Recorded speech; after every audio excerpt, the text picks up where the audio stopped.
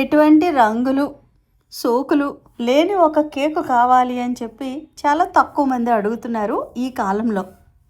ప్రతి ఒక్కరూ themed cakes అంటున్నారు. లోపల మనం పెట్టే కేక్ అయితే ఫ్లేవర్ని బట్టి చేస్తున్నాం. పైన కలర్ వాళ్ళ డ్రెస్సెస్ మ్యాచింగ్గానో లేకపోతే పిల్లలకి ఇష్టమైన థీమ్డ్ ప్రకారంగా కేక్స్ అయితే అడుగుతున్నారు.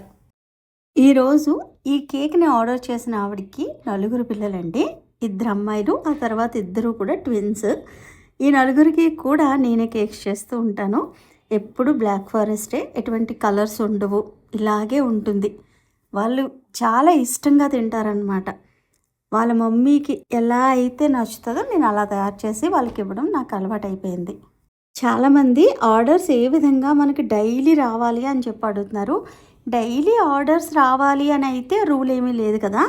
వాళ్ళకున్న బర్త్డేస్ ప్రకారంగా మనకు ఆర్డర్స్ అనేవి వస్తూ ఉంటాయి. అది కూడా కాకుండా మీ ఫ్రెండ్స్ హెల్ప్ వల్ల కూడా మీకు ఆర్డర్స్ వస్తాయి. కానీ చాలామంది ఏ ఫ్రెండ్స్ హెల్ప్ చేస్తారండి, ఏ చుట్టాలు హెల్ప్ చేస్తారండి అని అడుగుతున్నారు. కానీ నేను ఉండేది ఏంటంటే చుట్టాలకి, ఫ్యామిలీకి దూరంగా ఒక ఊర్లో ఉంటున్నాను అనమాట. అంటే బెంగళూరులో ఉంటున్నాను. ఇక్కడ నాకు తోడైనా లేకపోతే ఇలా సపోర్ట్ చేసేదైనా ఫ్రెండ్సే. అందుకే నాకు జరిగిన ఇన్సిడెంట్ మాత్రమే ఇక్కడ నేను చెప్పగలను. నాకైతే ఫ్రెండ్స్ వల్లే ఈ బిజినెస్ అన్నది రన్ అవుతుంది. వాళ్ళు ఇంకొకరికి చెప్పడం వల్ల ఆ విధంగా నాకు ఇప్పటికీ కూడా ఆర్డర్స్ అనేవి ప్లేస్ అవుతున్నాయి. కొంతమంది ప్రమోషన్స్ చేయించుకుంటే మాకు కేక్ బిజినెస్ అన్నది ఇంప్రూవ్ అవుతుంది కదా అని చెప్పి అది కూడా నన్ను అడిగారు.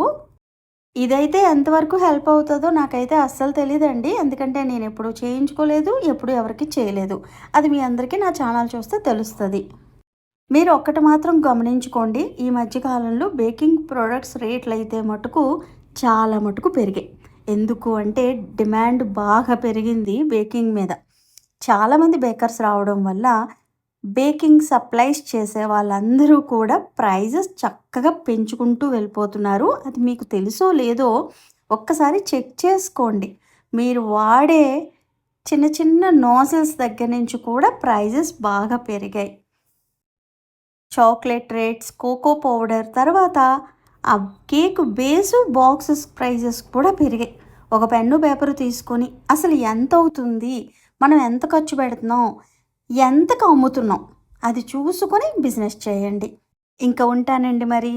ప్రేమతో మీ శ్యామల.